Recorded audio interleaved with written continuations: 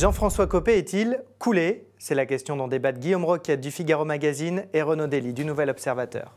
Alors Copé coulé, c'est effectivement l'impression que ça donne. En même temps, en politique, on sait qu'on n'est jamais coulé, on n'a jamais disparu.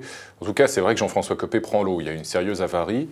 Moi, ce qui me surprend dans son attitude, dans la façon dont il se défend, légitimement, évidemment, quand on est un homme politique, on est attaqué sur la scène publique, on a évidemment le droit de se défendre, c'est que lui-même semble aggraver un peu plus l'avarie qu'il subit à chaque fois qu'il prend la parole.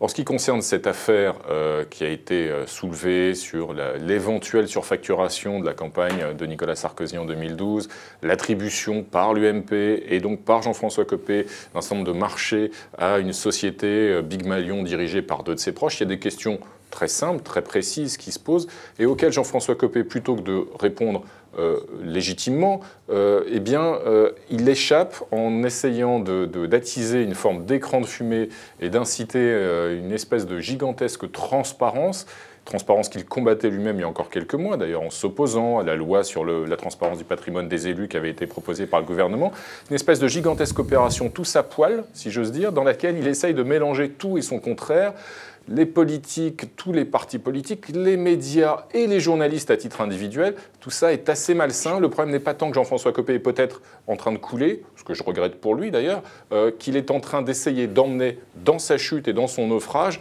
une bonne partie des représentants et des institutions qui font aussi fonctionner ce pays. C'est ça qui m'attriste et qui m'inquiète. Je pense qu'on est assez d'accord pour dire que la riposte de Jean-François Copé au dossier de nos confrères du Point n'a pas été bonne. Et d'ailleurs, à mon avis, il doit le reconnaître lui-même aujourd'hui. Il y a unanimité là-dessus.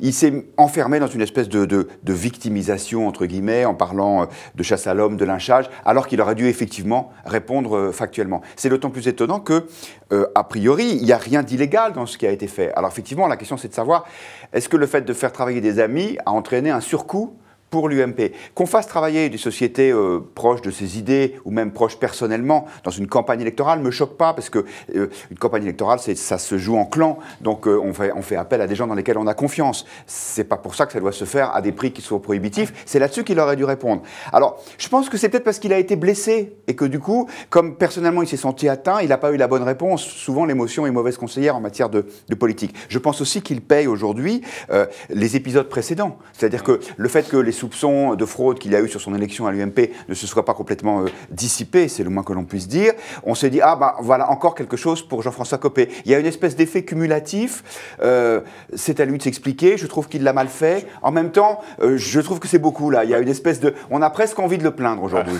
Je reconnais là votre humanisme que je salue, Guillaume. Et loin de moi l'idée d'accabler Jean-François Copé, parce qu'en plus c'est vrai que maintenant on est dans un processus, c'est la défense qu'il essaie d'adopter, dès lors qu'on le critique, il va essayer de démontrer qu'il est victime d'un lynchage, d'une chasse aux sorcières, etc. Donc je vous rejoins tout à fait sur le fait qu'il a simplement à répondre à des questions factuelles et ensuite éventuellement, s'il y a lieu, c'est à la justice de se prononcer, d'engager ou pas une enquête, mais on n'en est pas là. Mais sur Jean-François Copé, je veux bien entendre le fait qu'humainement il soit blessé et c'est tout à fait légitime et respectable. Je pense que sa dérive personnelle de mois en mois traduit aussi l'absence d'une forme de colonne vertébrale dans le comportement individuel de Jean-François Copé qui ne date pas d'aujourd'hui, c'est-à-dire qu'il y a toujours en tout cas depuis quelques années de sa part, une certaine propension à mélanger les genres, les casquettes, même lorsque c'est légal.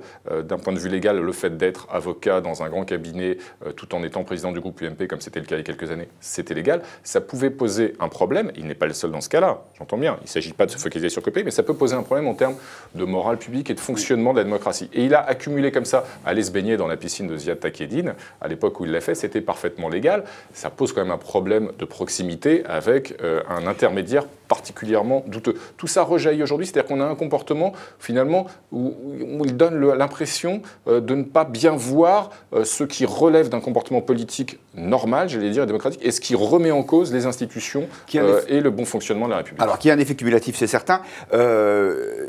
J'apprécie que vous n'ayez pas mis dans le même sac les idées de Jean-François Copé, parce que j'allais y venir. Parce que je pense que c'est ça. Je pense que c'est ça, à mon avis, le principal dommage politique qu'il peut y avoir au-delà de la personne de Jean-François Copé. C'est à lui de se défendre. S'il a les éléments pour ça, il le fera. Jean-François Copé a eu un mérite qui n'était pas facile à droite, qui a été de dire des choses qui jusqu'à présent n'étaient pas dites. Par exemple, sur le fait qu'au deuxième tour des élections, quand l'UMP n'est pas candidat, ça n'est pas à la droite, ça n'est pas à l'UMP de faire élire par une consigne de vote vote un élu de gauche, par exemple. C'est la fameuse théorie du nini. C'est aussi des prises de position qui étaient sûrement maladroites, mais qui, à mon avis, avaient le mérite de la franchise sur les dangers du communautarisme. Je pense au pain au chocolat. Je ne voudrais pas qu'on mette tout dans le même sac en disant, puisque Jean-François Copé a un comportement personnel qui est critiqué, eh bien, ce sont ces idées qu'il faut jeter à la rivière. Alors, il faut quand même qu'on soit en désaccord. Et là-dessus, je suis clairement en désaccord avec vous, Guillaume. Pourquoi? Parce que je pense que cette dérive individuelle dans son comportement que j'évoquais à l'instant et qui remonte à quelques années, elle va en parallèle avec une forme de dérive aussi sur un certain nombre d'idées et de valeurs qui sont propres à la droite républicaine, et que là aussi, sur ce terrain-là, Jean-François Copé a manqué de colonne vertébrale ou de fermeté, et il a eu tendance à suivre, à galoper, à courir après le Front National, après l'extrême droite, au risque de faire perdre à la droite républicaine une partie de ses valeurs, une partie de son identité. Heureusement, au sein de l'UMP même, il y a beaucoup de gens qui le savent, qui s'en rendent compte, qui résistent mezzo voce, mais qui annoncent déjà d'ailleurs que dès le lendemain des élections municipales, ils régleront son compte à Jean-François Copé, y compris, j'espère, sur ce terrain-là, parce qu'il y a un certain nombre de prises de position qui traduisent aussi un problème d'identité de la droite républicaine. Moi, je crois toujours qu'elle existe dans ce pays et qu'elle ne consiste pas à copier le Front National pour servir demain de marchepied à l'extrême droite. Vous ne pouvez pas reprocher à Jean-François Copé de manquer de colonne vertébrale. En l'occurrence, on va dire sur la droitisation de l'UMP, il est assez cohérent, puisqu'il a toujours les mêmes positions. Qu'il y ait à l'intérieur de l'UMP... Il a été d'un anti-sarkozysme virulent entre 2007 et 2010, ça, c'était tactique. C'était pas sur les convictions. Qu'il y ait des tensions à l'intérieur de la droite et de l'UMP, c'est une certitude pour savoir où doit être mis le curseur. Ces sujets-là doivent se régler sur les sujets de fond et non pas par des règlements de compte personnels, parce que sinon, à mon avis, c'est toute la qualité du débat politique qui en pâtit. Je suis d'accord avec vous qu'il faut le rehausser, ce débat politique.